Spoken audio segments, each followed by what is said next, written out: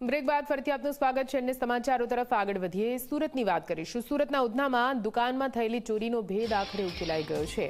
બુરખો પહેરીને આરોપીએ 11.85 લાખ રૂપિયાની કરી હતી ચોરી કર્યા બાદ ભગવાન પાસે માફી પણ માંગી લીધી હતી।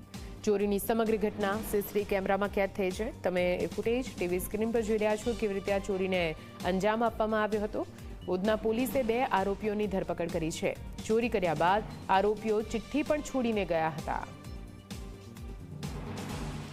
તો આ દ્રશ્ય જુઓ, બુરખો પહેરીને આરોપીઓ ચોરી કરવા માટે પહોંચ્યા હતા।